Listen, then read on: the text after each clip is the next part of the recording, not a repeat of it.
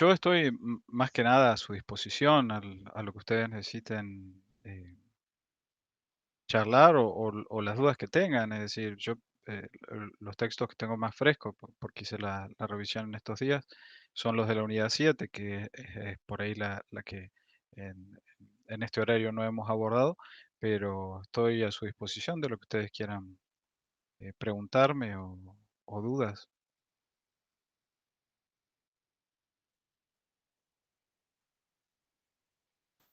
Yo, profe, tengo una duda Sí, sobre el texto de Sousa Santos.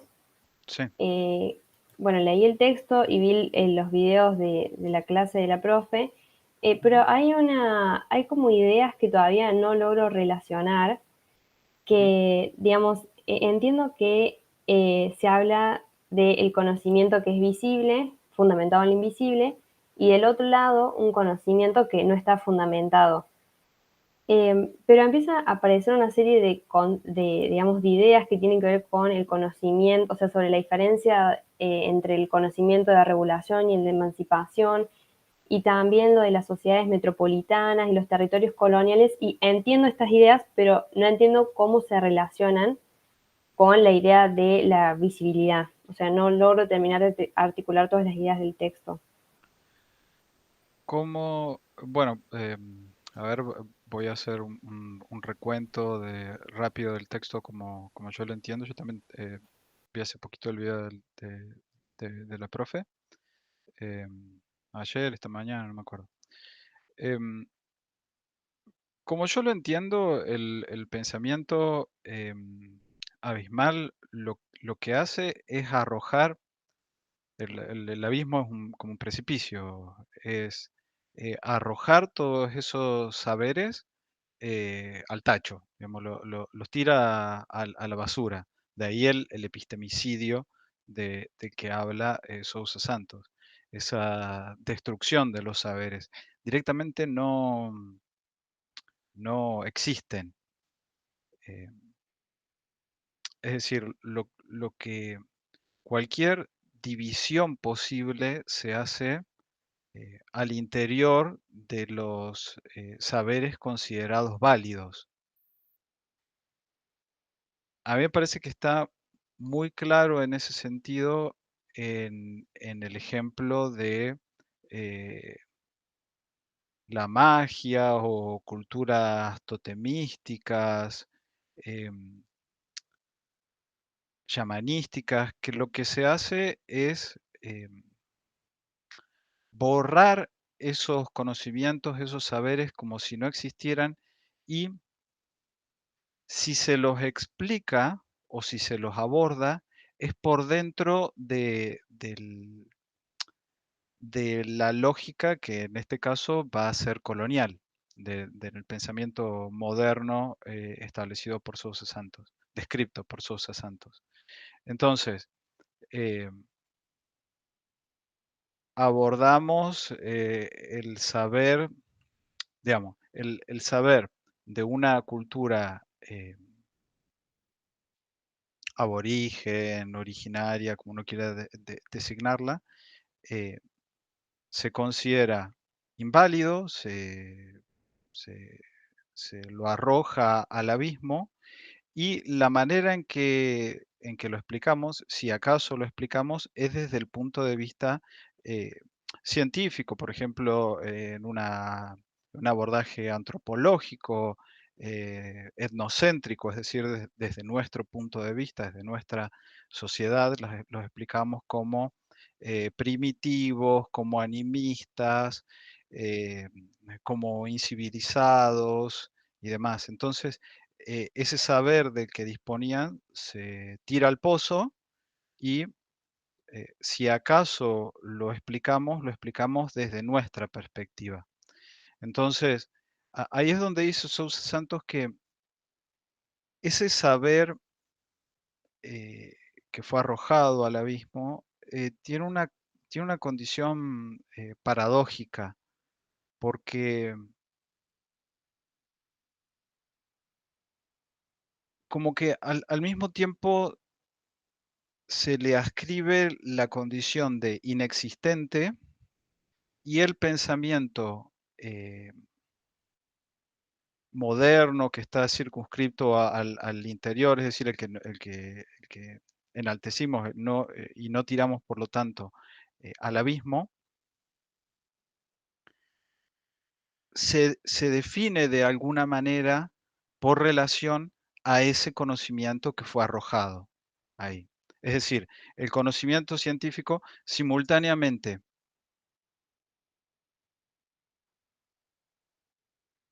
destruye la magia, el chamanismo, los saberes de otros pueblos, y se define como tal por oposición a ellos. Es decir, la ciencia es ese conocimiento que ya no es supersticioso, que ya no es animista, que ya no es mágico o religioso. Y aquello que es mágico, religioso, espiritual, no existe. Se ve con ese ejemplo esa doble condición de ese eh, doble vínculo, me sale en derridiano, ese doble vínculo del pensamiento abismal eh, con aquello que está arrojado al abismo. ¿Se entiende eso?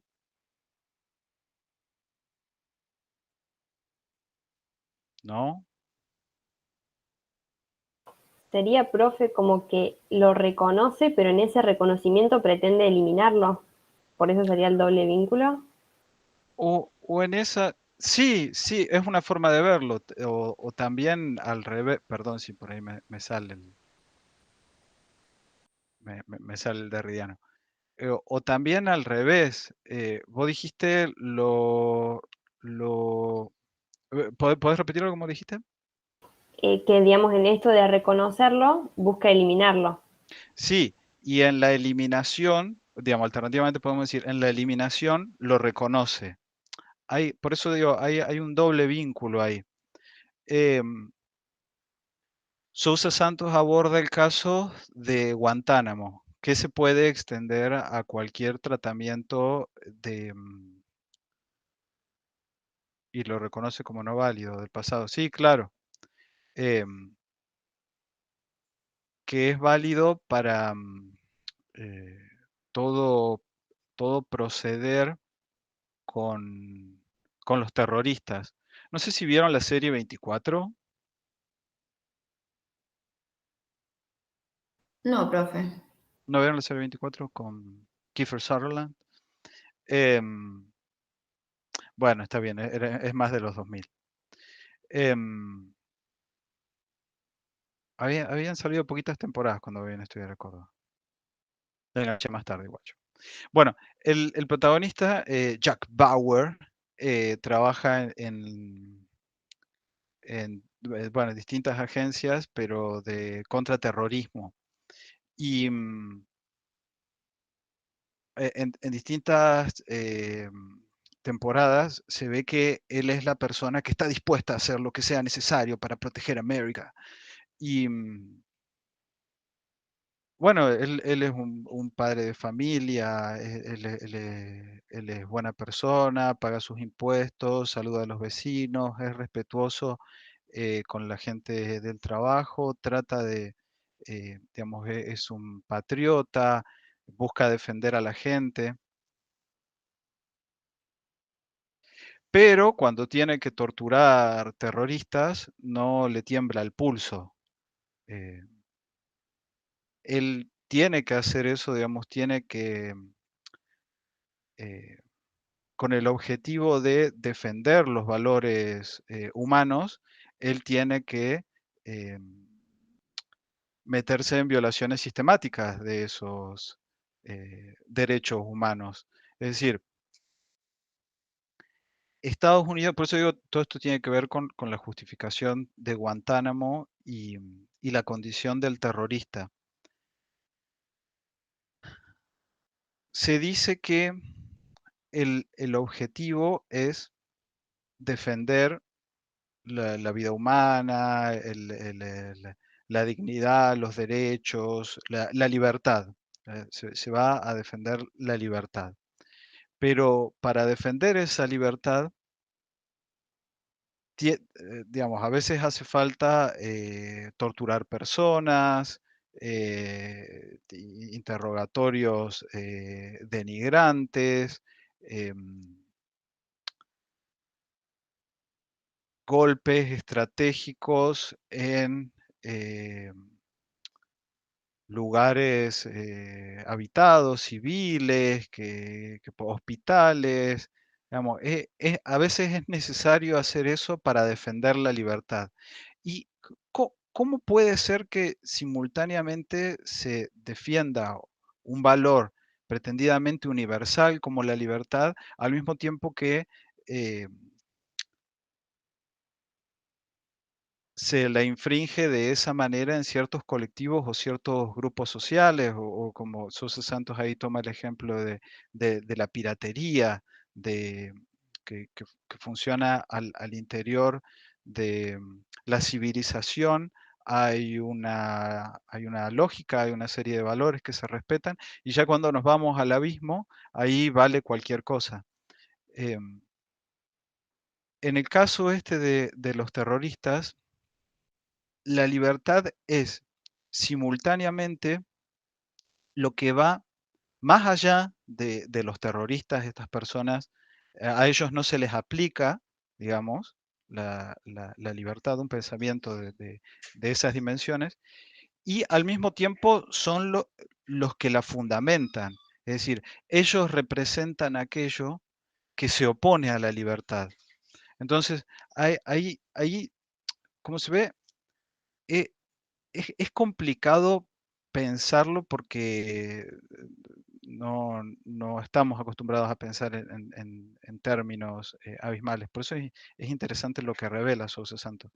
Pero eh, no, no sé si queda claro con este ejemplo del terrorista y Guantánamo.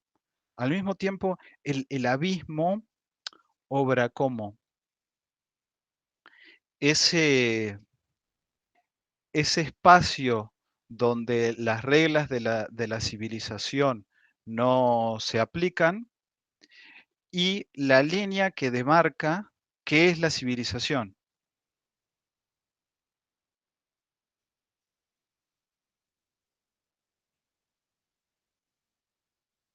Hola, María del Rosario. Martina. Dos series opuestas del término libertad, la que se quiere lograr y la que se debe eliminar. Es que ese es el pensamiento, ese es el problema del pensamiento abismal. No hay nada por fuera de la libertad. O sea, se le otorga a la libertad esa condición universal, pero en el abismo no se aplica. Parecería una contradicción si uno la piensa estrictamente en términos lógicos, pero en términos políticos coloniales, o mejor dicho, en términos políticos, es lo que justifica el colonialismo. Pongamos un ejemplo. No estoy teniendo feedback de parte de ustedes, supongo que eso significa que no lo están entendiendo. Pongámoslo en términos más cercanos a nosotros. ¿Qué es el valor de la vida? Uno escucha de personas que son eh, increíblemente correctas, civilizadas, de nuevo, argentinos modelo, que toda vida es valiosa, que hay que defender a las personas, hay que proteger la dignidad humana, y al mismo tiempo pueden decir barbaridades sobre cómo hay que ejecutar a personas de ciertas clases sociales o de ciertas ideologías, o,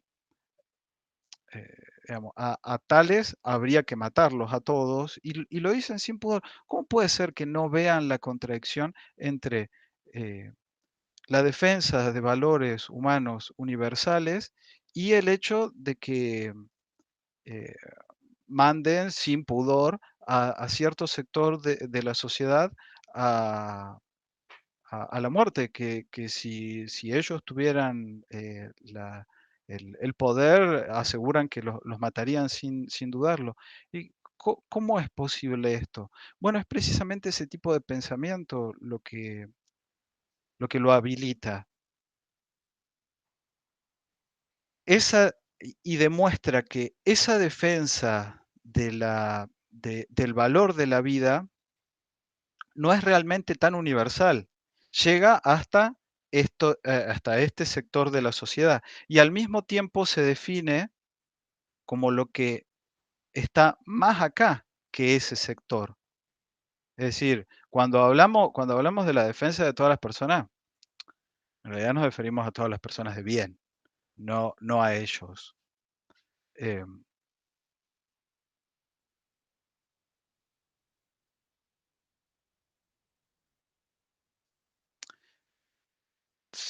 sigue sin entenderse cómo funciona el pensamiento de Ismael, como lo presenta Sousa Santos. No, profe, creo que te sigo, Bien. por lo menos.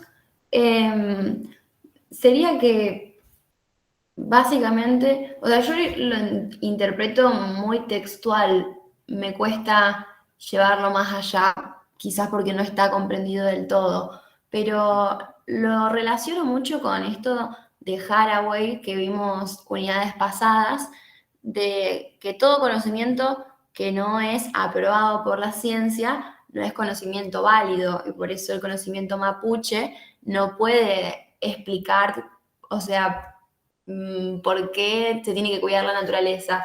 Y en una parte del texto, no sé si era de este, pero decía que, por ejemplo, los pueblos indígenas pueden tener mejores soluciones hacia el cuidado de la naturaleza que la ciencia o la tecnología. Pero sin embargo, como son tiradas al abismo, estas soluciones no están en pie. Voy por ahí, no sé. Sí, sí, sí, sí. O sea, la cuestión es esa, de que hay conocimientos que no se consideran válidos, pero, pero la cuestión no es que exista simplemente una grilla en la que un cuadro de doble entrada en el que se divide el conocimiento válido del no válido, porque, digamos, uno puede considerar, qué sé yo, conocimiento científico que se ha demostrado equivocado o distintos saberes que tienen lugar en una cultura. Es mucho más grave que considerarlos no válidos. Hasta se les niega la dimensión de saber. Y de nuevo,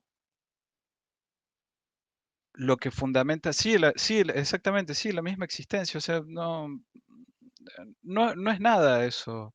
Bueno, sí, puede ser, no son sujetos epistémicos.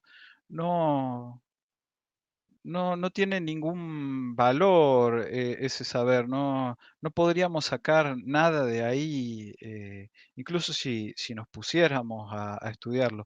Es un saber superado que no tiene ningún mérito, no tiene nada para aportarnos, no tiene, esa, hasta ese grado se lo lleva.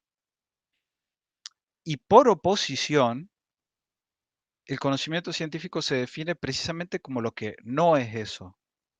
O sea, cuando uno muchas veces habla con, con gente que no... Por ahí los científicos son gente que reconoce precisamente porque saben de lo que hablan y porque trabajan en ámbitos en los que prácticamente todo está en discusión. eh, los científicos que yo he encontrado al menos son gente bastante crítica, pero cuando uno tiene discusiones por redes sociales, no que yo me meta en discusiones por redes sociales, pero cuando uno habla con personas que ajenas al ámbito científico, eh, siempre definen el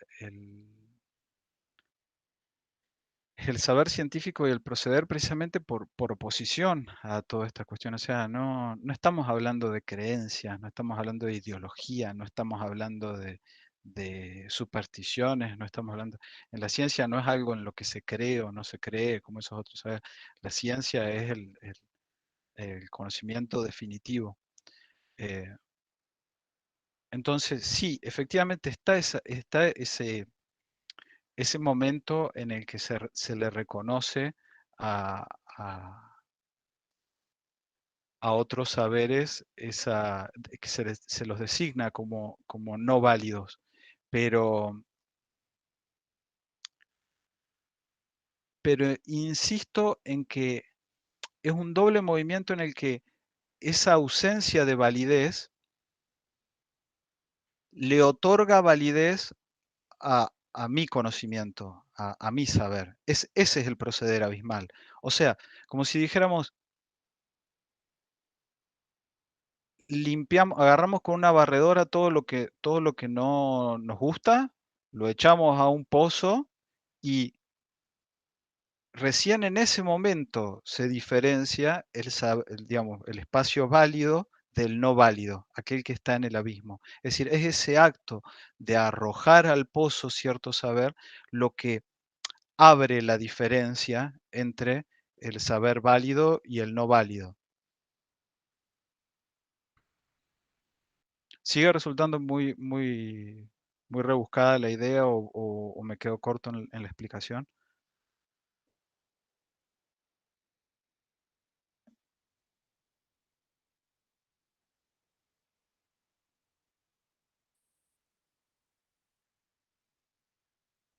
Sí.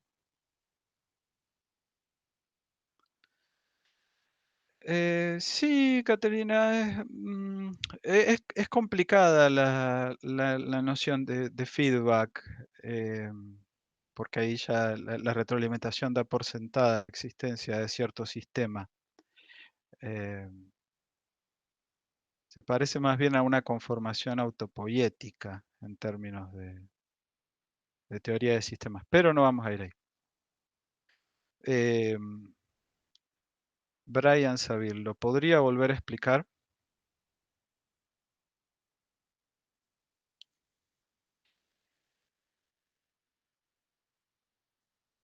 El pensamiento abismal lo que hace es conformar un determinado espacio, una determinada identidad, un determinado conjunto de saberes, un espacio que puede ser geopolítico también, eh, digamos así a grandes rasgos, la conformación de un determinado espacio mediante la exclusión de una serie de elementos, podríamos ponerlo así.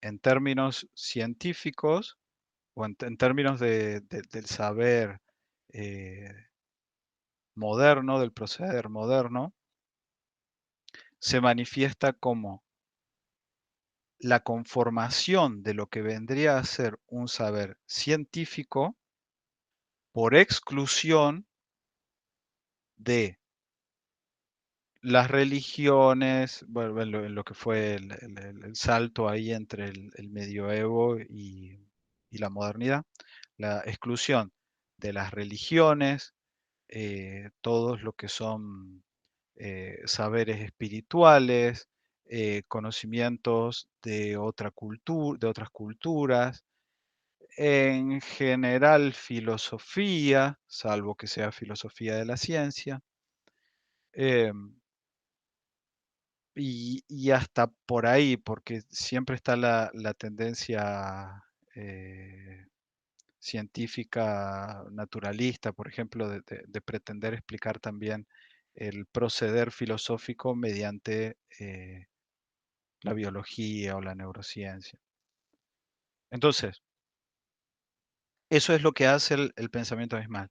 Tira al pozo ciertos saberes y en ese movimiento conforma lo que es un espacio de saberes reconocidos, en este caso científicos. en términos geopolíticos, crea un territorio en el que las normas son válidas. Perdí el hilo, estaban ahí con el chat.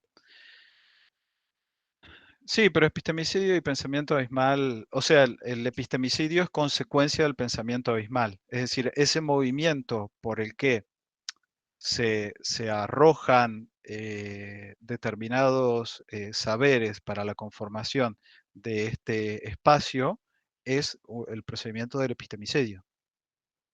¿Se entiende? Se destruyen saberes, se los tiran al abismo, se los arroja al tacho, eh, y en ese mismo movimiento se conforma un saber como válido. Decía después, en términos pero el pensamiento abismal, eh, como yo lo entiendo, al menos que lo propone Sousa Santos, va más allá de una aproximación exclusivamente científica, porque como digo, se manifiesta en términos geopolíticos con la conformación de un territorio en el que determinadas leyes son válidas, en el que la dignidad humana se respeta, en la que los ciudadanos tienen un determinado valor, y otros territorios, colonias, en los que ese valor no existe. Es decir, en Europa una cosa era ser un ciudadano romano y otra cosa era ser un bárbaro. Digamos, todo lo que era aplicable a la dignidad humana era para los ciudadanos, no para los bárbaros. Una cosa es ser un europeo durante la conquista de América, y otra cosa es ser, bueno, un habitante de las Indias.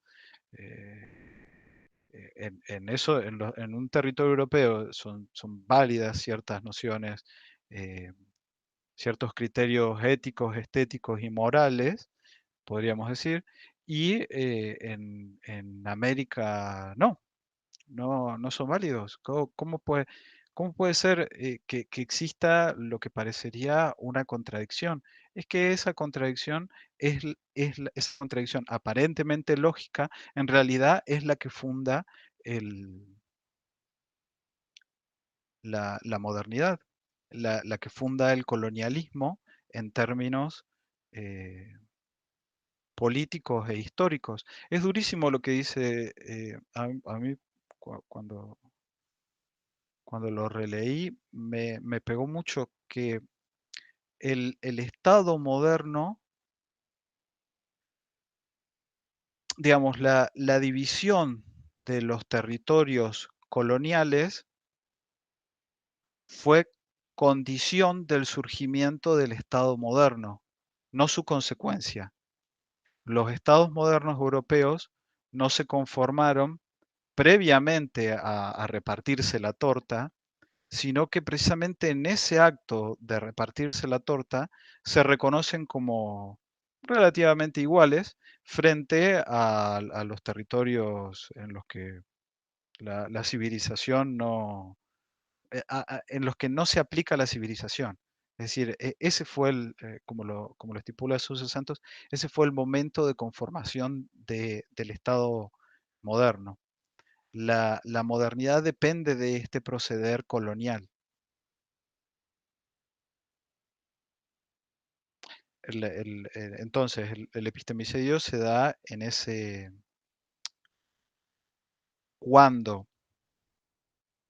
ese pensamiento abismal, que es color, digamos, lo aclara al principio, no habrá otras formas concebibles en términos históricos que van a venir o que tuvieron lugar en el pasado, puede ser. No que el único pensamiento abismal sea el moderno, pero la modernidad se conforma como pensamiento abismal. Espero que se entienda esa diferencia. Eh, Cuando eso avanza sobre los conocimientos de otras culturas que no forman parte de la colonia, digamos que son colonia precisamente, Cuando avanza sobre esos conocimientos, se los reconoce como inválidos. Y ahí es donde ese conocimiento eh, se lo asesina como válido primero y eso hace que se pierda con el transcurso del tiempo como saber útil, eh, poderoso, eh, que tiene mucho para ofrecernos en- en distintos niveles. No quiero reducir por eso, porque pensarlo por ahí el conocimiento en términos pragmáticos es precisamente algo muy moderno. Pragmatistas, podríamos decir. Em, Porque, por ejemplo, los saberes de los que habla Rein Rein, de la cultura mapuche, no simplemente se trata de saberes para hacer cosas, sino que forman parte de esa cultura.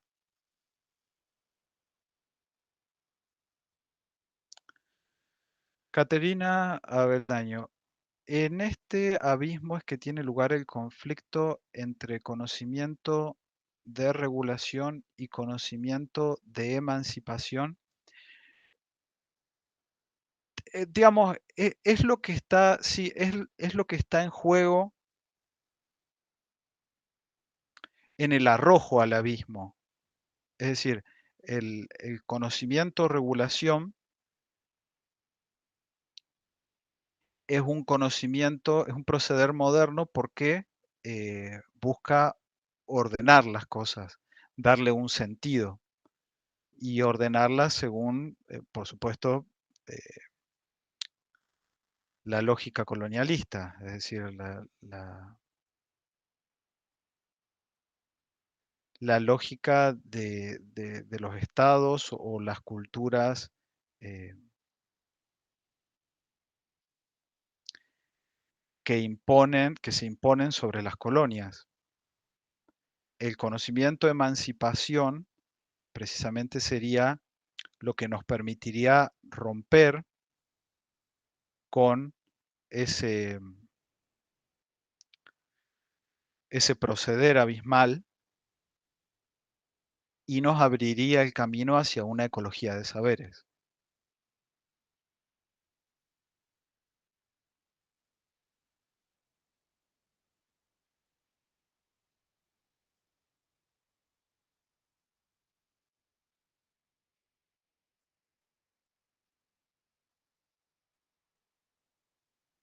Sí, no, más o menos.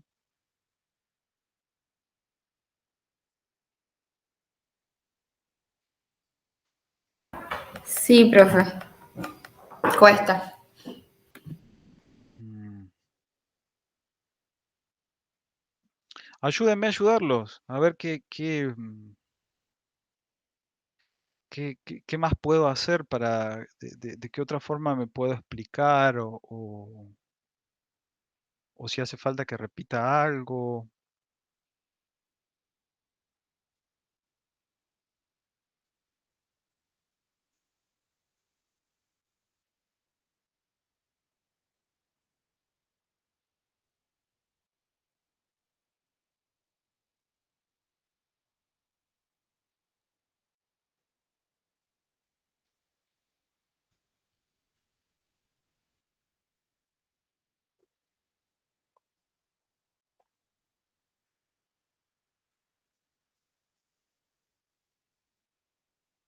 Se-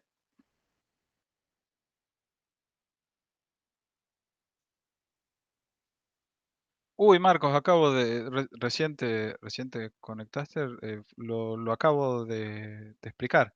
El pensamiento abismal procede lanzando al pozo, borrando determinados, eh, digamos, procede demarcando un espacio mediante la exclusión de determinados elementos. Sí, sí, sí, estábamos hablando de sus santos porque esa fue la pregunta que, que se hizo.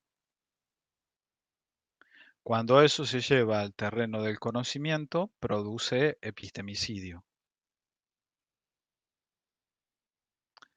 Todo ese proceder se apoya o se fundamenta o se relaciona, para ponerlo quizá en términos más suaves, con una concepción de conocimiento como regulación. ¿Qué es lo que tiene que hacer el conocimiento? Ordenar. El conocimiento nos ofrece un orden, sistemas de pensamiento, nos ofrece eh, modelos, teorías que nos permiten entender el mundo. Frente a esa concepción moderna, el conocimiento, emancipación, lo que busca es generar un espacio más solidario, que estaría relacionado con una ecología de saberes, en las que no existe esta exclusión de determinados conocimientos, sino que se busca que puedan coexistir. Esta, se orienta hacia la defensa de esa pluralidad de saberes. Ese Entiendo, sería más o menos sí, el resumen. yo Sí, claro. en la clase anterior está- estábamos hablando del pensamiento abismal. eh, Uy, te escucho muy sí, entrecortado, Marco, no sé si soy yo. que para mí se entiende, digo, que en la clase anterior estuvimos con eso. Lo que yo, como para aportar algo, a mí me extraña que no se entienda, digamos, porque me parece que es como una descripción del sentido común, o sea, para nosotros razonar es excluir, básicamente, digamos, o sea, siempre estamos, clasificamos, vos dijiste procede por exclusión, el, el- el pensamiento abismal, ¿no? Bueno, es nuestra manera de pensar, es nuestra forma de entender los derechos, de hecho. Eh, digamos como que la imagen que se me cruza ahora, los presos tienen derecho, la población carcelaria tiene derecho, qué sé yo, eh, ponerle que te digan sí, pero razonamos y actuamos y avalamos cosas como si no los tuvieran, digamos. O sea, Estados Unidos, el país de la libertad, tiene, pero una guasada, no me acuerdo cómo era como un 32% de la población carcelaria mundial, era una barbaridad. Pero el país de la libertad, ¿sí?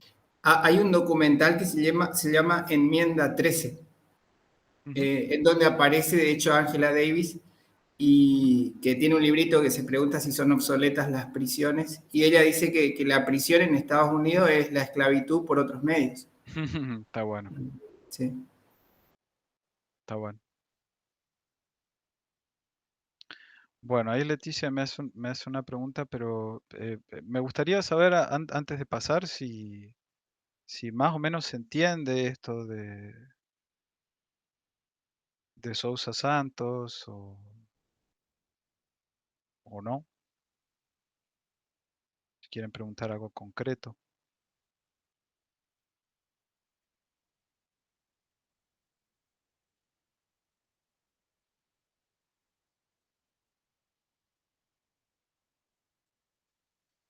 Bueno, bueno, yo te creo, Alejandra, pero me voy a quedar con mis dudas. Uno tiene... incluso si esto es un aula virtual, uno siente las vibras de lo que está, esa resonancia micropolítica que hablábamos con Rolnik. eh, y no siento unas vibras así como de... No, Qué sí, bien, profe, qué bien que se esté entendiendo. se los digo en serio, pero en realidad terminé de entenderlo en la clase de consulta de hace un rato con el profesor Caseta, Bien. que hasta nos dio ejemplos hasta coloquiales, digamos, o muy de la vida cotidiana. Uno de ellos fue, por ejemplo, decir que es como si la hegemonía tuviese a su cargo un niño al que le dice, no te acerques ahí porque está el precipicio y ahí está el abismo y si te caes ahí desapareces. Ujú, Entonces, en base a eso y hablando de estos dos reinos que se adjudicaron, la verdad por un lado, la justicia por otro, eh, tener en cuenta todos esos conocimientos que fueron a parar ese abismo y que a veces hasta ni siquiera tuvieron un significado, sino que fueron prácticamente invisibles, ujú, fueron completamente destruidos. ujú. Entonces, como estuvimos hablando bastante con ejemplos así, por eso le decía así, se entiende, Bien, por eso lo desarrollan. bien. Espero que se vea esta cuestión de que el proceder cognoscitivo, epistémico, colonialista, está basado en una operación que es primero política y social, y recién después lógica, filosófica y científica. Entonces, la, la recuperación de esos otros saberes, por supuesto que demanda de una operación epistémica, cognoscitiva, pero esa instancia de justicia cognitiva requiere o nos lleva hacia la defensa de una justicia social. Espero que se entienda eso, que no basta con la recuperación eh, de esos saberes y su habilitación, porque podemos hasta cierta forma recuperarlos y, digamos, y devolverlos cómodamente, eh, digamos, ubicarlos en nuestra estantería sin sacarlos del todo del abismo, recuperarlos como coloridos, como curiosos, como lo que sea, pero todavía entenderlos dentro de nuestra lógica colonialista. La invitación es precisamente digamos, a llevar a cabo un movimiento político que le reconozca el valor que en su momento tuvieron esos saberes, eh, y esa es una operación política en última instancia. Pero que se vea esta relación que está en Sousa ahí, esa denuncia permanente entre cierto proceder epistemológico eh, y una dinámica colonialista, capitalista que está operando, en definitiva.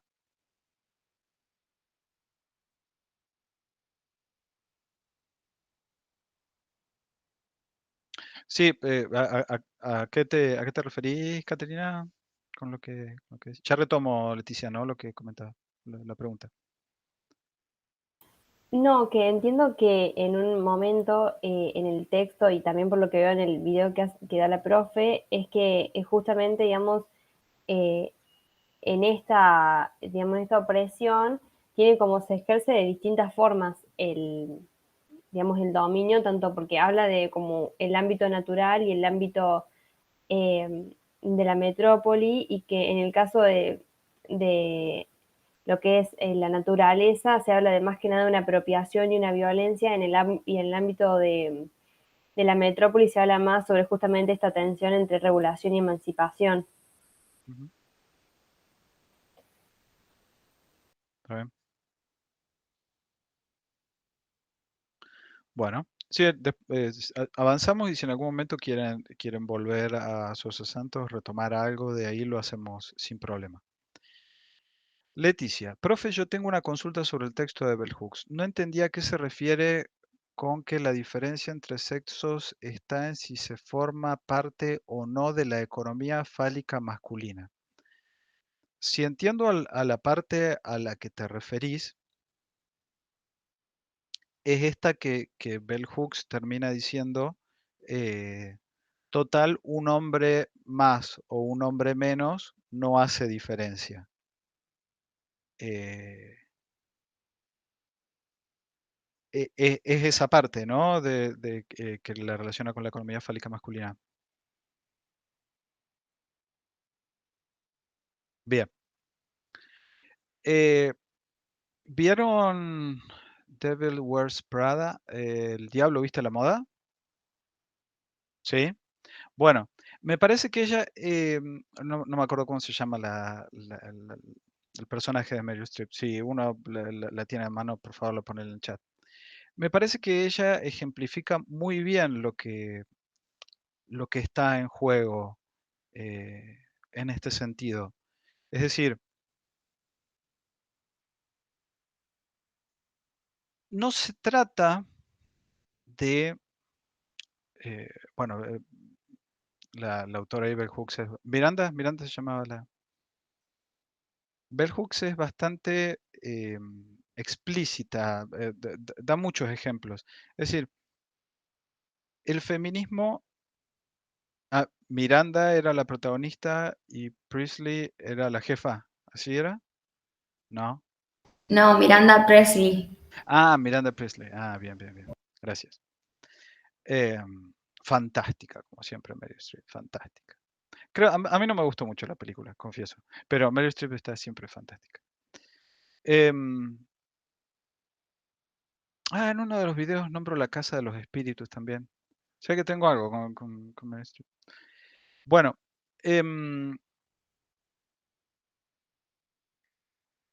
estamos hablando la perspectiva de Miranda, o la posición, o, o su proceder. Hollywoodeados estamos todos. Sí, sí, sí. Ahí a mí el colonialismo me pegó horrible en términos de ocio, de la música que escucho, las películas que veo, los juegos, el idioma. Acostumbro a pensar en inglés yo muchas veces. Em, pero bueno, los estudiamos para derrotarlo, como Homero, que destruye la planta nuclear desde dentro. Más ejemplos norteamericanos. Em, su proceder es feminista. Miranda Priestley, ¿es feminista? Ah, No, bueno, claro, desde la perspectiva de Bell Hooks, no, porque en definitiva ella se ha conformado como, digamos, es un hombre con pollera, podríamos decir. Eh, la manera en la que ella se maneja eh, con la violencia, con las demandas, con una competencia exitista, voraz, de, de avanzar pisando cabezas, la famosa meritocracia esta, eh, es una lógica masculina. Entonces, para dejarle, para dejarnos algún ámbito de salvación a los varones, vamos a decir eh, falocéntrica, eh, para rescatar de alguna manera, para dejar algún espacio de salvación a la masculinidad. Em, Forma parte de esta economía fálica de tener. eh,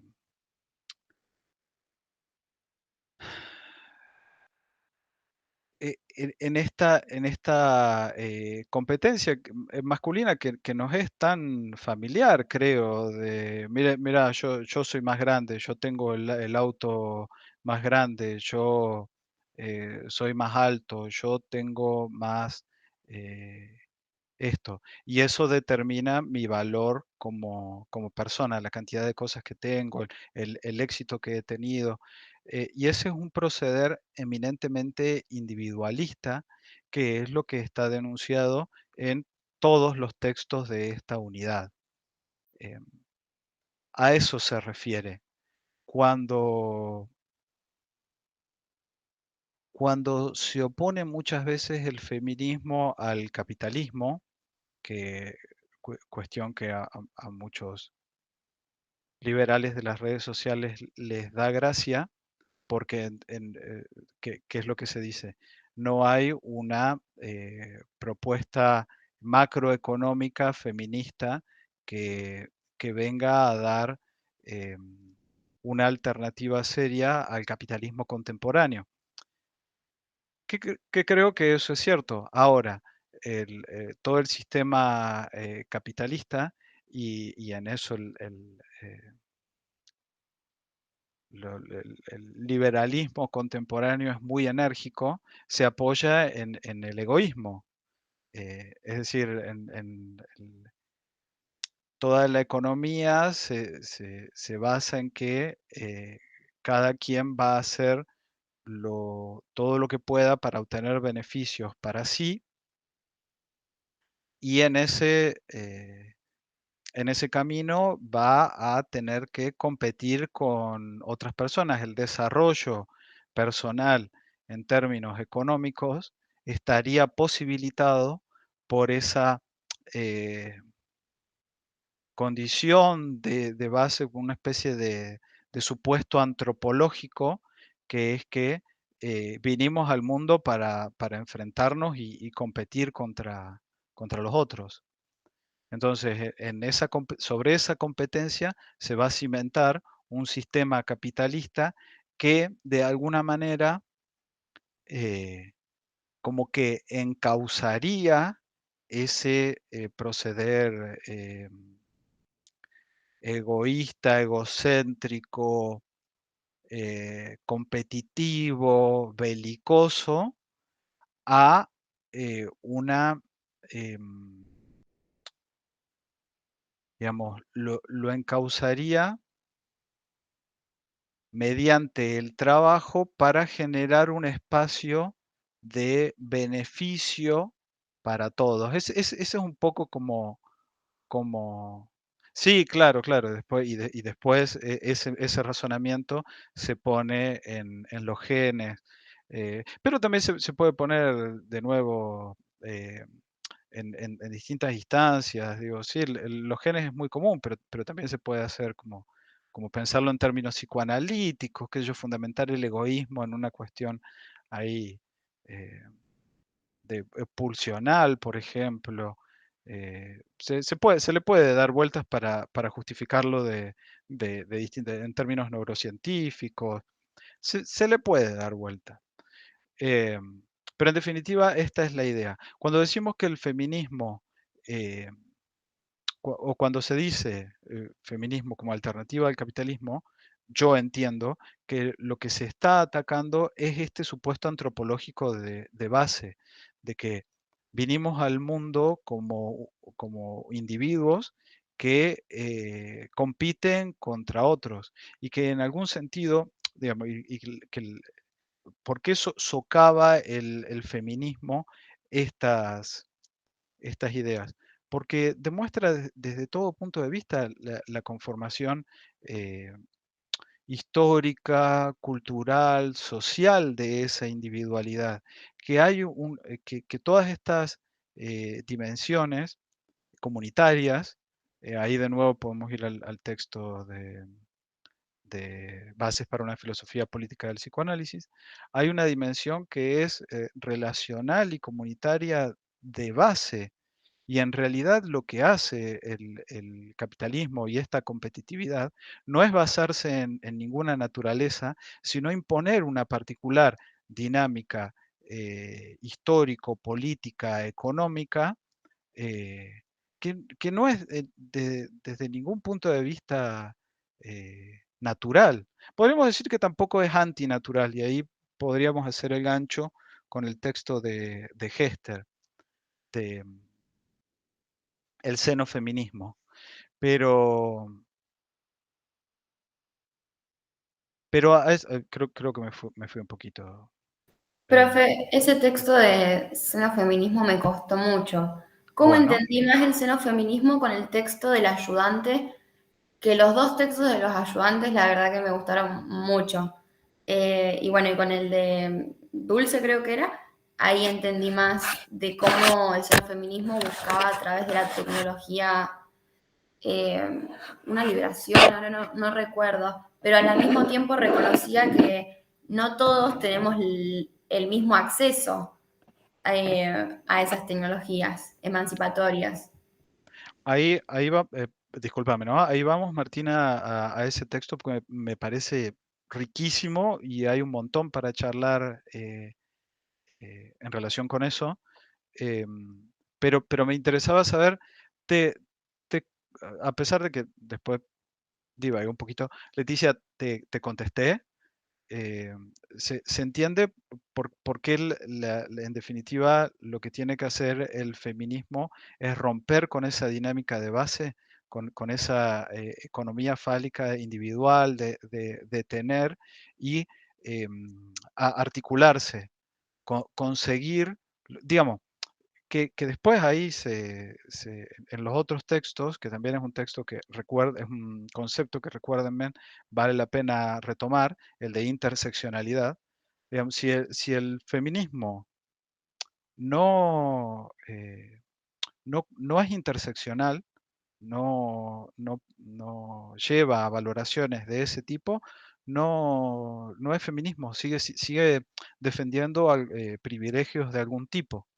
Eh, por eso el éxito de una mujer individual o de un colectivo, de un grupo reducido de mujeres no es feminismo. No sale todavía de esa, bueno, como lo define economía fálica. Sí, sí, sí, el feminismo, Florencia. El feminismo de la segunda ola, bueno, me parece que Bell Hooks en particular se despacha mm, holgadamente sobre el feminismo de la segunda ola como para que yo pueda agregar algo más. Es impresionante lo que le pega. Me vienen ejemplos de animes así como Hokuto no Ken o JoJo's Bizarre Adventure, el ahora, como les pega al feminismo de la segunda ola. O Luffy cuando, bueno, no importa. Em, Pasamos al de Hester. ¿Quieren hacer alguna consulta más sobre Bell Hooks?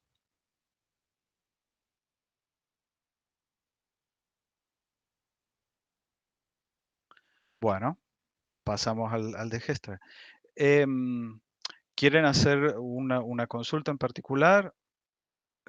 Hester. ¿Quieren hacer alguna consulta en particular o prefieren que hagamos un repaso rápido?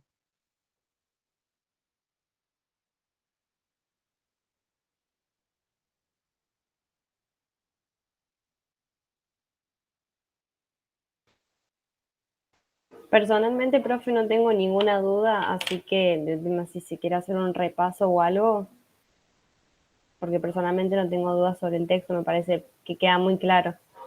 Ah, bien, vos lo encontraste claro. Qué bien, qué bien, qué bueno, qué bueno. A mí me parece...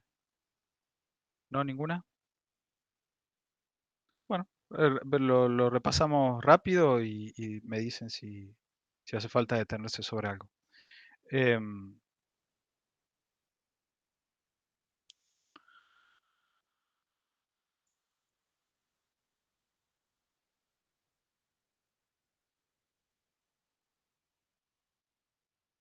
lo estoy buscando para tratar de poner exactamente las palabras, no cambiar las palabras de la autora. Bueno, em, tecnomaterialista me parece que en la medida en que se entendieran los planteos, bueno, todos estos grupos son hijas de Haraway, lo admiten en cierta forma, del el grado de impacto de, de la concepción cyborg.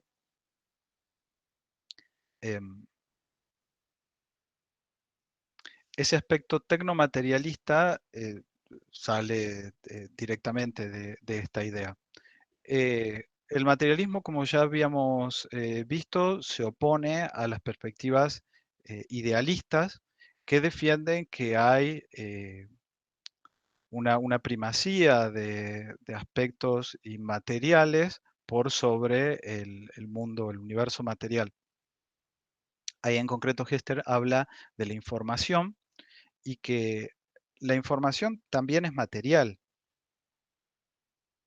no es algo que esté por encima de la materialidad. Cualquier eh, sustrato que podamos concebir para la información es material, depende de esa condición material. Entonces, realmente no hay nada por fuera de la materia. Acá estoy poniendo un poco de mi parte, pero estoy viendo para, para- para ver si se entiende eh, la dimensión del planteo. Y después, admitiendo esta característica material de todo lo que existe, la tecnología nos permite eh, trabajar con esa materialidad. Entonces, no defienden que en última instancia la tecnología sea buena ni mala, y ni siquiera neutra, Clara. Está inserta en determinado contexto histórico que es el que le dio lugar y el que la implementa. Lo que tiene que hacer el feminismo ahí es ver de qué manera utiliza estas tecnologías para su proyecto político. Hasta acá se entiende, ¿verdad?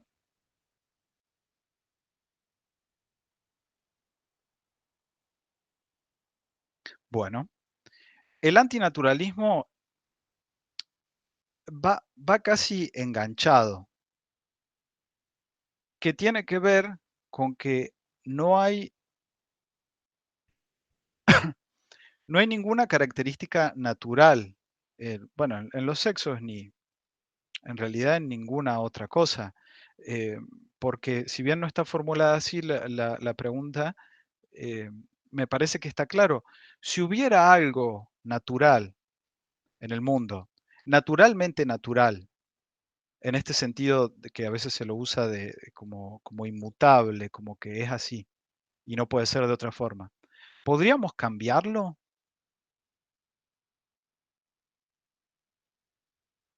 ¿Se entiende? Parece tonto el planteo, pero en realidad es muy poderoso. Es decir, sí. No, María Luz, ahí no entendí, ¿me estabas respondiendo o me estabas respondiendo que... Ahí no entendí ese no. No puede ser diseñado. Claro, claro. A veces está mucho, ¿no? En este planteo de no quieren enseñarle cosas raras a los niños que cambian su naturaleza. Eh, pero si es natural, o sea, ¿qué se va a cambiar? Podría enseñarse cualquier cosa antinatural que total, lo natural no se va a cambiar. ¿O es que realmente no es tan natural si se puede cambiar? Y ahí volvemos al planteo de Hester. En realidad, lo natural, digamos, la definición de algo como natural siempre es una estrategia política. Distintos colectivos o sociedades definen algo como natural con el objetivo de volverlo intocable, de servir a su propia agenda política, pero no porque eso sea,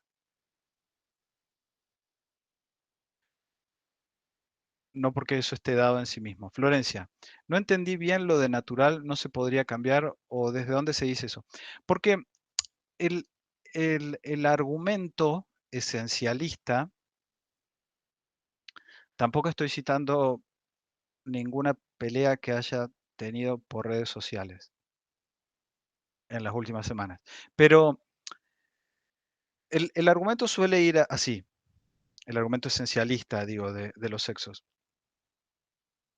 Hay hombre y hay mujer. Y eso es así, no se puede cambiar. No importa lo que se diga, eh, eso es inmutable. Y bueno, pero si eso es inmutable, ¿qué podríamos decir desde una ideología cualquiera fuera que pudiera producir efectos sobre esa naturalidad? Si algo es naturalmente natural, en este sentido de natural, bien, bien, se entendió. En este sentido de natural como inmutable, eh, no se podría cambiar. En general ahí se mete la patología, como que, pero eso es enfermedad. Y ahí me parece que el recurso está, no que yo vaya a admitir que estas cosas constituyen una patología, pero supongamos que lo fueran. ¿La patología está por fuera de la naturaleza? Y La, si no la- se puede cambiar, no, no sé. claro, si la enfermedad está dentro de la naturaleza o se suele apelar a las distintas configuraciones genéticas, los distintos síndromes, XX, triple X, XXI, diciendo, pero esos son patologías, son gente enferma. Y, o sea, para empezar, el designar una diferencia como síndrome de Down ¿es una enfermedad el síndrome de Down? Yo no lo tengo tan en claro, ¿eh? A mí no me parece que sea indudable eso. Pero supongamos que lo definimos. Eso convertiría a las personas con distintas configuraciones cromosómicas en enfermos. eh, y bueno, supongamos que son enfermos y son naturales. Uno de los principales motores de la evolución es la mutación. Claro, si fuese una patología, la naturaleza depende de esos saltos genéticos para evolucionar. Es el discurso de Magneto de los X-Men, que son el nuevo salto en la evolución, los mutantes. Em,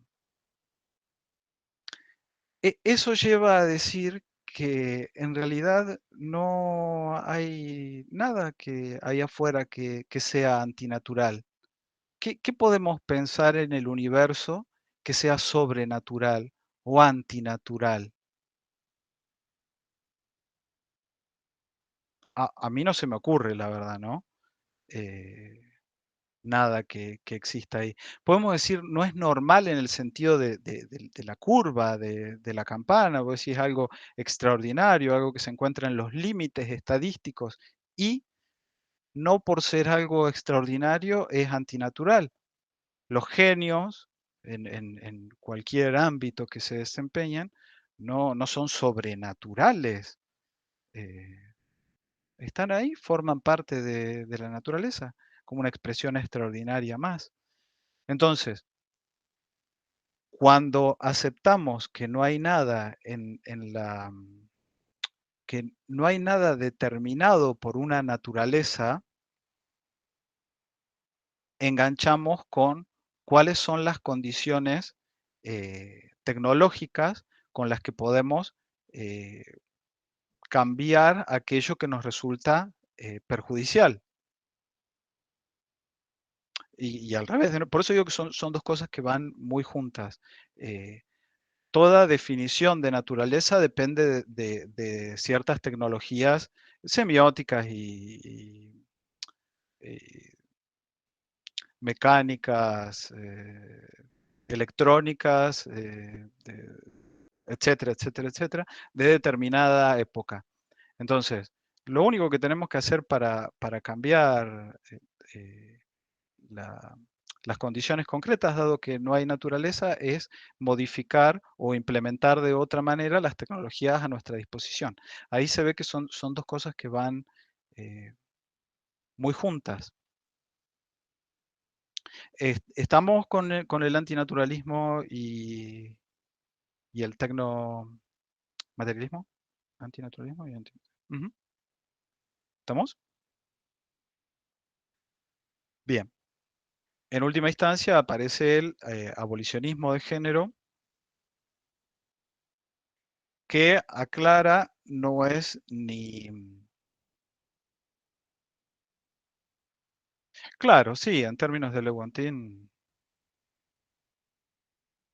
está bueno eso. Sí, sí, es otra forma de ponerlo. Si por natural nos referimos a lo dado en determinadas condiciones, porque queda claro ya a esta altura que es polisémica el término natural, puede designar un montón de cosas. Por eso lo importante en una discusión eh, es establecer en qué término nos vamos a referir a naturaleza. Si natural quiere decir una distribución dada en determinadas condiciones, en determinado ámbito, sí, claro, están ahí. En ese sentido, eh, puede ser natural como lo que se da allí, pero eso no significa inmutable. Sí, está muy bien, Marco. Em, Florencia, no es que no haya género, al contrario, ¿no? Claro, lo que la cuestión está puesta eh, en la valoración que se hace a partir del género. No está diciendo que no haya que reconocer o valorar las diferencias establecidas por el género. Claro, reconoce una multiplicidad de, de género, que florezcan tantos géneros como hagan falta. La cuestión es que eso no tiene que ser un punto de discriminación. Esa es la cuestión. Pero después hay algo que acá me parece que yo lo entiendo y acuerdo, pero me parece que puede ser bastante polémico, que es no apoyarse en última instancia en las identidades de género. Digamos, la conformación de una identidad de género no puede ser el objetivo último de una política de género. ¿Se entiende? O sea, tenemos que ir más allá de las identidades de género. Es decir, no conseguimos nada Claro, sí, a corto plazo, ahí Florencia dice, sí, pero a corto plazo es lo que aclara, es lo que aclara. A veces recurrir a cierta naturaleza o cierto, bueno, es lo que Gayatri Spivak denomina esencialismo estratégico. Eso está en el texto de Chela Sandoval, cuando habla de las distintas estrategias. El esencialismo estratégico es adoptar alguna esencia que que permita aglutinar al colectivo de cara a obtener determinado objetivo. Es un esencialismo que es provisorio, se adopta con fines estratégicos para conseguir algo. Eh, y entonces sí, claro, desde un punto de vista para que se reconozca cierto colectivo, eh, no binario, asexual, está bien recaer en la conformación de algún tipo de identidad, pero el objetivo último no puede ser la conformación de una grilla definitiva donde todas las identidades estén eh, representadas y frente a las que las personas tengan que elegir. A ver, dentro de estas opciones, con cuál me identifico yo. Porque ahí todavía estaríamos en una lógica de oposición de las identidades, o que requerimos del apoyo de ese colectivo para obtener nuestras demandas. ¿Se entiende? Entonces es como pensar en una lógica posidentitaria, si se quiere. Ese es el abolicionismo de género, en el que se pueden tener tantos géneros como colores de pelo sin que eso implique ninguna diferencia. ¿Por qué el color con el que me visto o, o las botas amarillas que tengo eh, representarían alguna diferencia? Mentira, no tengo botas amarillas. O sí. Bueno, eso sería, creo, eso cubre bastante el planteo de Hester y después lo que respecta a la futuridad creo que se desprende de todo esto que estamos eh, hablando. ¿Qué más?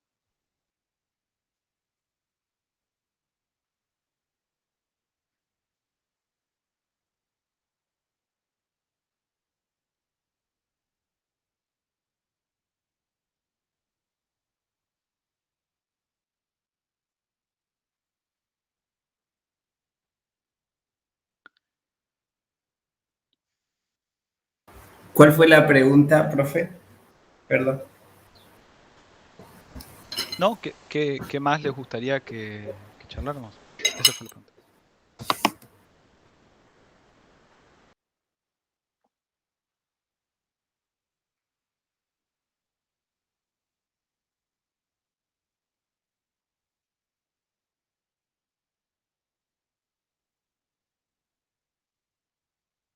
Me parece haber escuchado ruidos de cubiertos. Provecho, Marco, si estás comiendo. Gracias, por eso tengo apagada la cámara. Está bien, sí. Ahí estaba leyendo, Caterina, el texto de Sandoval. Sí, es áspero, es denso el texto de Sandoval. Bueno, vamos a charlarlo. Si son algunas, porque me parece que tenemos que quedarnos con algunas cosas de los planteos de Sandoval. Por ahí todo, digamos, entender a fondo la metodología de los oprimidos no es necesario para esta instancia, si bien el planteo me parece riquísimo. Em, pero bueno, vamos a ver qué dudas concretas, a ver qué puedo hacer al respecto. ¿Qué, qué dudas hay sobre el texto de Sandoval?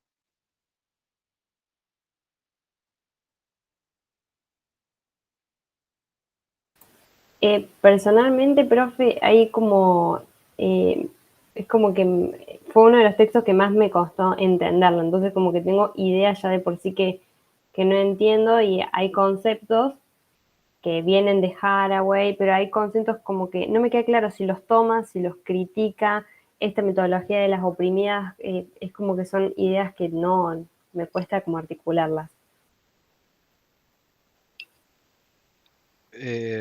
Bien, o sea, me parece que la idea de Sandoval es doble, es tomar a Haraway y es en algunos aspectos criticarla.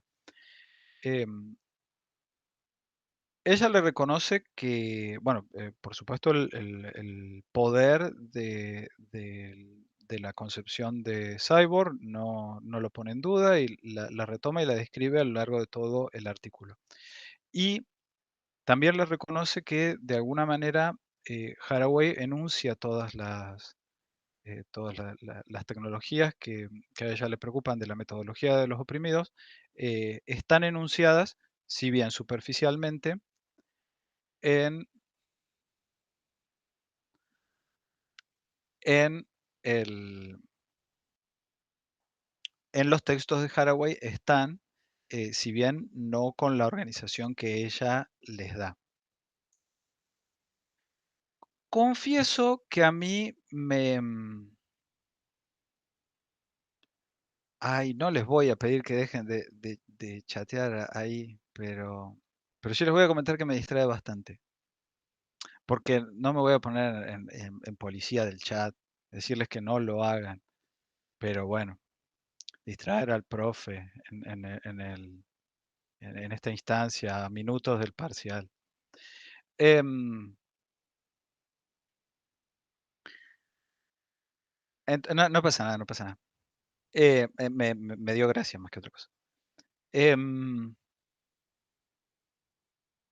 Entonces, está ese doble juego. Yo, sí, a ver, Florencia, cuando habla de que el cyborg termina esencializando, lo relaciona con la lógica aristotélica en el texto de Cassirer, igual no puedo extender mucho en este momento, pero sobre el concepto de supremo de la extensión. Eh, a ver si, a ver si consigo expresar la manera en la que yo veo la crítica que le hace a Haraway. Confieso que a mí me llevó mucho tiempo de reflexión y de leerlo para terminar de entender cuál es la crítica. Vamos a ver si lo puedo expresar. Yo entiendo que Sandoval no se opone al planteo del cyborg. Yo entiendo que lo considera eh, rico, útil y poderoso. Me parece que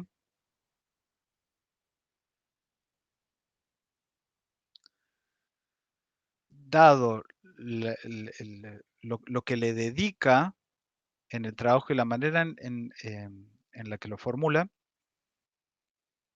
admite el potencial que tiene en términos programáticos, es decir, de investigación, de trabajo, de intervención. Claro, supongo que la cuestión hegemoniza, dice Florencia. Claro, supongo que ese es el problema, que cuando decimos todos somos cyborgs, le estamos concediendo muchísima importancia a la figura de cyborg frente a las posibilidades abiertas quizá por otras figuras. Yo entiendo que ese es el planteo de Sandoval. No que haya nada que objetarle en términos ontológicos o de...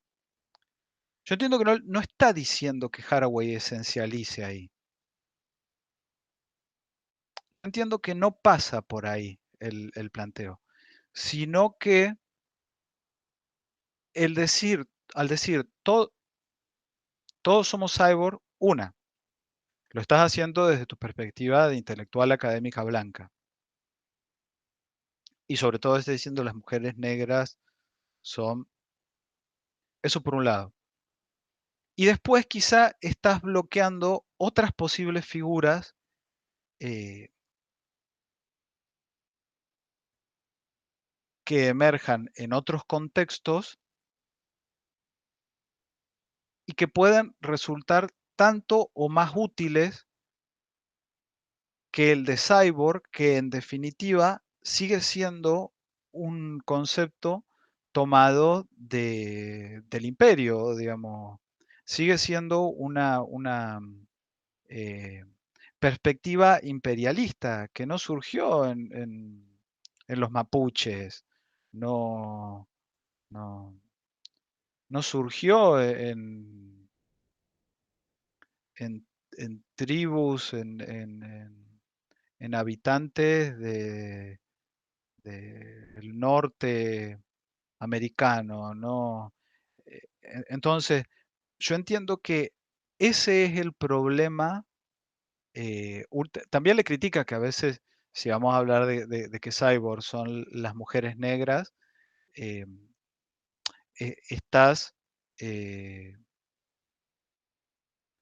yendo en contra, digamos, y no estás reconociendo la condición de cyborg de las mujeres blancas, por ejemplo, está yendo en contra del planteo de Haraway. Pero eso como yo lo entiendo, es un mal uso de Haraway, frente al que ella no le reprocha nada a Haraway. Lo que sí le podemos reprochar es que quizá podríamos reformularla a la manera de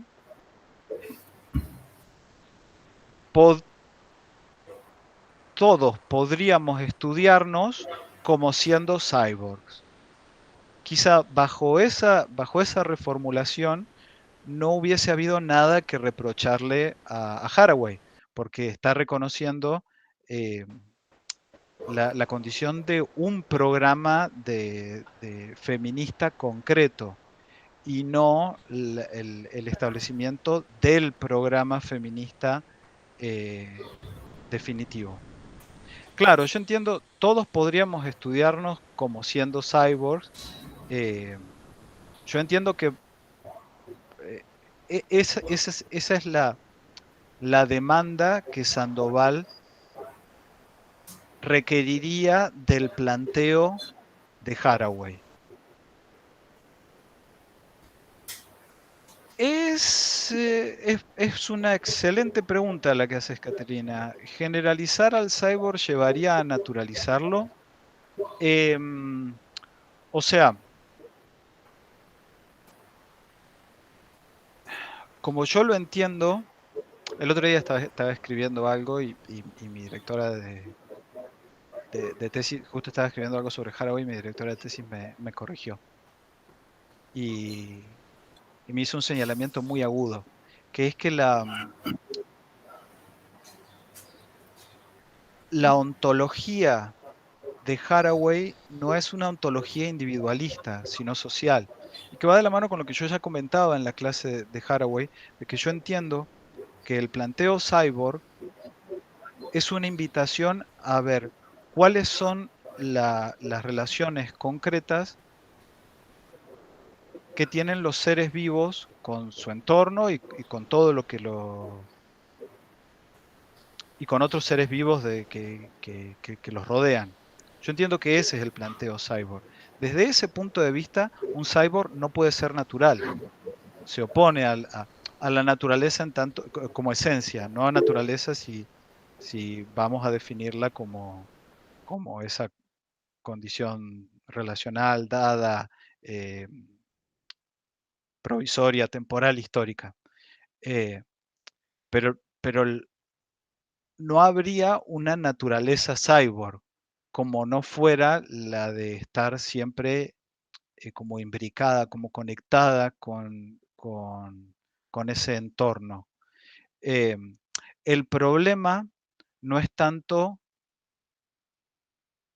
la de naturalizar el cyborg como la de, perdónenme si por ahí parece que hago juego de palabras, pero los voy a explicar. Cómo naturalizar la adscripción de una condición cyborg. Es decir, el pensar que el abusar de la figura de cyborg y usarla como el principal programa de investigación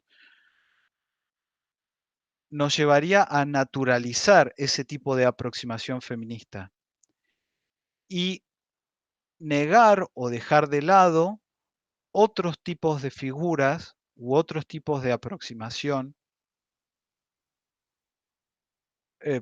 Podríamos tomar cualquiera de las propuestas mapuches, qué sé yo, la epistemología mapuche, por ejemplo. Es decir que todos somos cyborg correría el riesgo de establecer ese programa de investigación en detrimento de otras figuras como una epistemología mapuche. Es decir, podemos ir a los mapuches y decirles, ustedes son, suena hasta chistoso plantearlo, decirle, hey, ustedes son cyborgs. No, me parece que no está bueno. Ahí es donde, claro, corre el riesgo de ser colonizante.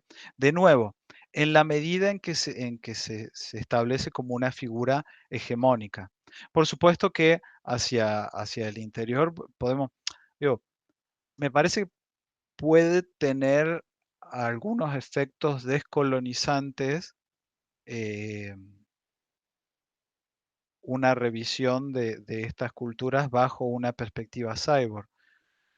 No necesariamente tiene que ser irrespetuosa, eh, pero llega un punto en el que si no reconocemos sus propios saberes, y ahí volvemos a la justicia cognitiva de Sousa Santos, si podríamos hacer el lazo así, la defensa hegemónica de un programa cyborg atentaría contra una ecología de saberes.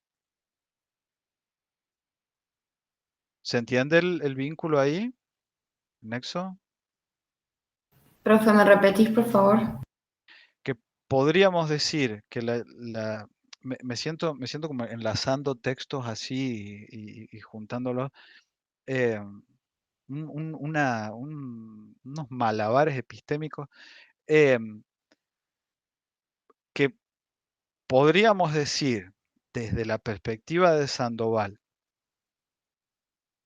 que la defensa o la constitución hegemónica de un programa feminista cyborg, en última instancia podría atentar contra una ecología de saberes como la que propone Sousa Santos.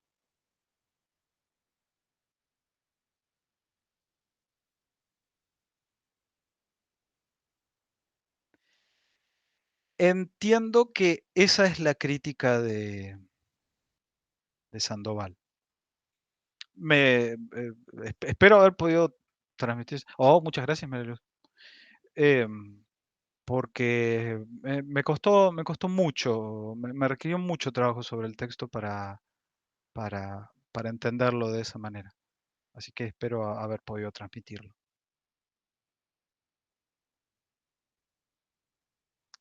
Bueno, ¿algo más sobre Chela Sandoval? Es muy complejo la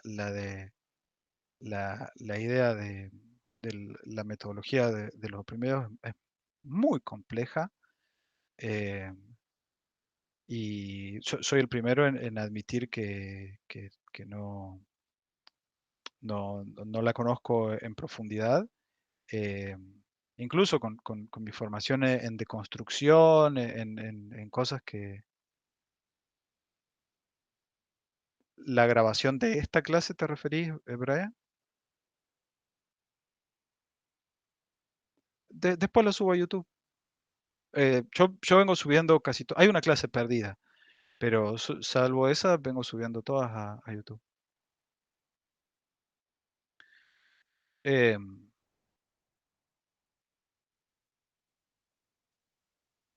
es muy complejo me parece que entiendo que no se espera que ustedes den cuenta de la metodología de los oprimidos, sino que en el marco de... Está bueno que entiendan las nociones de la propuesta de una defensa, que pelea en muchos frentes. Digamos que la metodología de los oprimidos es una pelea en muchos frentes, que, que depende de la constitución de determinado lenguaje. Chau, Brian. Que depende de la constitución de nuevos textos, la semiótica, que depende de- de las luchas, ahí lo que ella llama de construcción, que es el cuestionamiento de esos sentidos. Cuando habla de metaideologizar, se refiere a la toma de de estas, eh, de estos significados y de alguna manera transformarlos, eh, por el proceso ideológico que se hace de ellos, de estas nociones, del amor como lógica de relación entre los actores, el ámbito diferido en el que se dan todas estas luchas. Está bueno que lo entiendan, pero considero que la razón de ser del texto ahí es el señalamiento de cómo muchas veces las perspectivas más críticas corren el riesgo de volverse hegemónicas y violentas en algunos sentidos si uno no termina de tener en claro todas las dimensiones sociales, culturales, de clase, antropológicas que están en juego en cada una de estas operaciones conceptuales. ¿Cómo puede ser la de Cyborg? Porque como ya vimos, es hipercrítica la posición de Cyborg. Y sin embargo, en la medida en que descuida otras realidades que no son las nuestras, puede convertirse en un garrote epistémico. Entiendo que esa es la razón de ser del texto en la unidad. Sí, Profe, sí, eh, yo también entendí que el texto no critica a Haraway, sino los usos de Haraway, eh, usos posibles, digamos. Y de hecho, la misma Haraway, creo que ella mete una cita de Haraway, diciendo que no alcanza el concepto de cyborg. sí, O cyborg, no sé. era precisamente la que decía de las distintas figuras. Sí, que dice Haraway que el cyborg sea una figura más entre muchas otras. Sí. Y por Yo eso sí. me fijé recién en el apunte, Se entrecorta, Marcos. Bueno, entre otras posibles. ¿Sí? Me fijé recién en el apunte, que me fijé hacer más la combo y no tiene ningún sentido, pero bueno, lo voy a hacer. No, tengo una pregunta que, o sea, me fijé en lo que yo había tomado nota, pero es más como de interés político, vital, ¿no? Si existe algún colectivo con el que no podamos articular. Eh, Eso me quedó, porque viste que el texto de Sandoval habla de una política de la articulación. ujú. Eh, entonces, no sé, es simple curiosidad política poner. Si existe algún colectivo con el que no podamos articular, es una excelente pregunta. Es una excelente pregunta. Yo creo que la respuesta debería ser,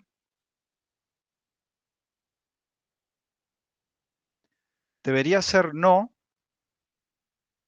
pero porque si hay un colectivo con el que no estamos articulando, hay algo que estamos haciendo mal. Creo que ese sería el diagnóstico. Es decir, si podemos sacar algo de esta unidad, es que si no comprendemos si esa lucha no es del, del 99%, podríamos decir ahí con las teóricas que escriben respecto del paro, hay algo mal. Supongo que ahí vale la pena rescatar que 99 no es el 100%. eh, y bueno, supongo que hay una discusión, digamos, ahí hay un problema de una profundidad filosófica infinita, me parece a mí, y que da para una. Hay que hacer un congreso con esto. Basta, hay que hacer un congreso con esto. Que el problema sería ese, como yo lo entiendo. A lo mejor con la élite gobernante, con la minoría, ese 1%, no podamos articular. O sí, la cuestión es, quienes están en el poder, ¿sufren en algún punto de su condición o no? son la oligarquía mundial, esta élite mundial de los trillonarios, pongámoslo un poquito más bajo, los billonarios, eh, ¿sufren en su condición eh, o no? ¿Sufren por el mundo en el que colaboran a crear o no? Supongo que ahí está la cuestión. Si no lo hacen y son simplemente villanos, supongo que no podemos articular con ese colectivo. Si en última instancia también son víctimas del sistema que defienden, supongo que sí. Hay muchos puntos en los que podamos trabajar. Supongo que esa sería prácticamente la cuestión. Sí. Capaz que el planteo tenga como cierta idealización de la palabra articulación. También es Eh, posible. puede ser, digamos. Me lo imagino como las encuestas, no las encuestas, ¿viste? Esto que dice 99,9% de eficaz, o sea, siempre hay un resto, digamos. Siempre. No, pero incluso con figuras así típicas, digo, ¿qué articulación es posible entre el amo y el esclavo, digamos? O sea, Hay que pensarlo, me parece, en hay. la dialéctica del amo del esclavo de Hegel, pero quizás haya que ir más allá. De nuevo digo, se iría muy largo, ya tendríamos que ir cerrando, no quiero irme tanto por ese lado, pero es una muy buena pregunta, una muy buena pregunta. Me parece re interesante para seguir pensándolo en términos de intervención política. María Luz Jiménez, es que son generadores de ese sistema. Pasa que ¿quién genera el sistema?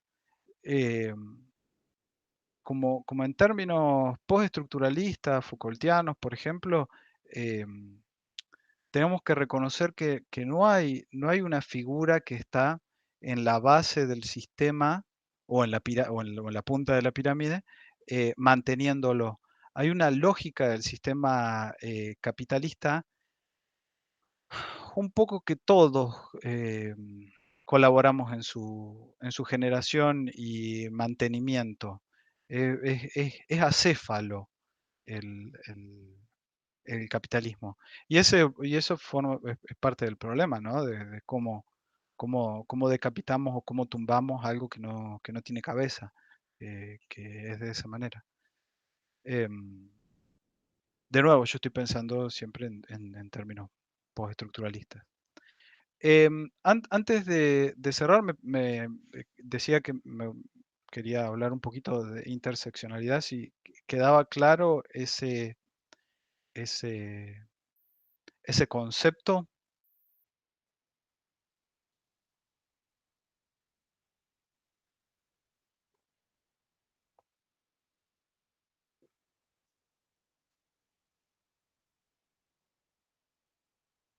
Bueno, lo digo por las dudas, si no quedó claro. Em, la interseccionalidad se refiere a que las distintas condiciones materiales en las que viven las personas se entrecruzan para dar cuenta del grado de violencia o discriminación que sufren. Es decir, la condición de mujer, de blanca y de clase media se intersectan ahí todas esas variables para establecer una posición que es distinta a la de una mujer negra de clase baja. Y eso nos muestra toda una serie de un espectro de configuraciones eh, respecto de la problemática feminista y las luchas políticas en ese ámbito. Hay que reconocer, como ya decía Bell Hooks, que no todos los sufrimientos son iguales. Sí, claro, el reconocimiento, digamos, la interseccionalidad no tiene como fin un análisis estrictamente académico, sino para ver cuáles son, digamos, hacia qué tipo de alianza política nos orientamos.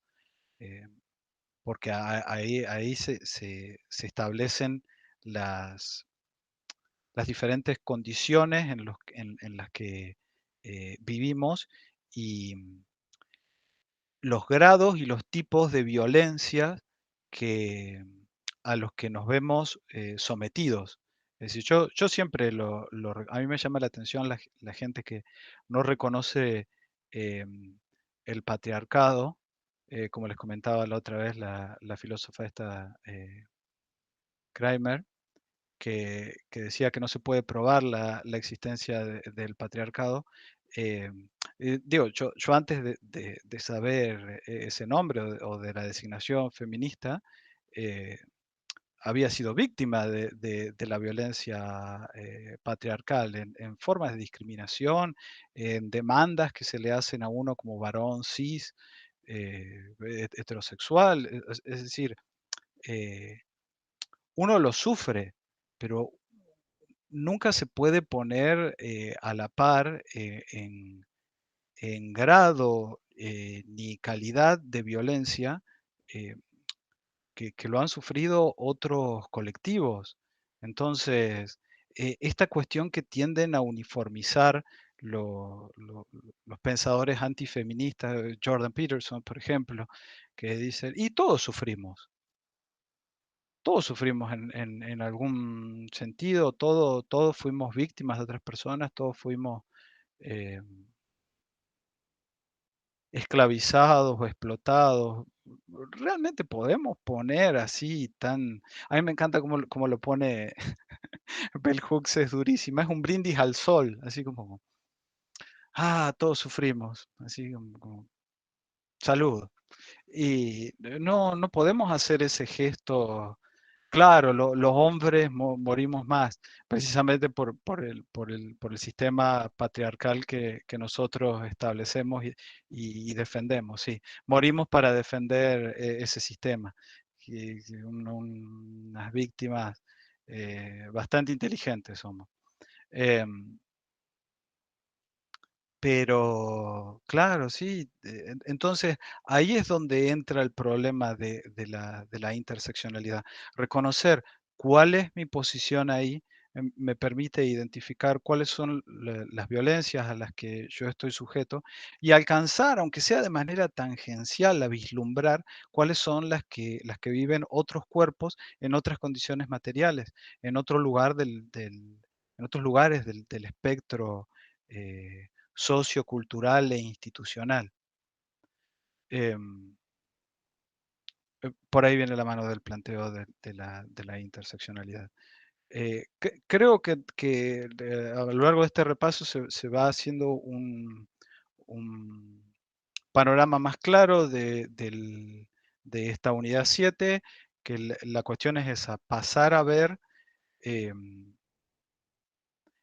cómo todos estos planteos que nosotros hacemos de alguna manera eh, epistemológico desde un punto de vista estrictamente eh, o primordialmente abstracto, teórico, después tiene sus consecuencias en ámbitos antropológicos, sociales, culturales, subculturales, institucionales concretos, y cómo hay que valorar esas particularidades, o si no, nuestras intervenciones, para ponerlo en términos teóricos, se van al carajo, digamos, no, podemos terminar haciendo más daño del- que del bien que hacemos.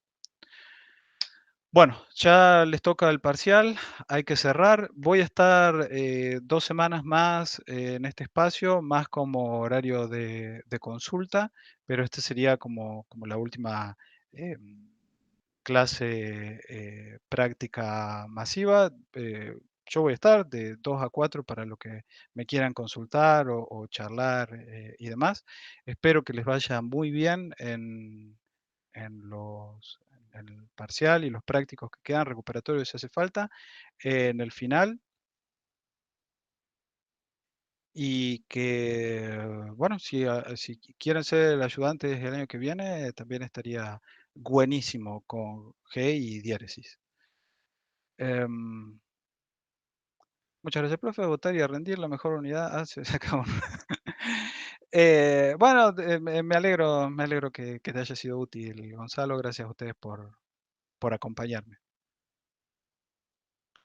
Buen fin de semana y que les vaya fantástico. Muchas gracias, profe. Nos vemos.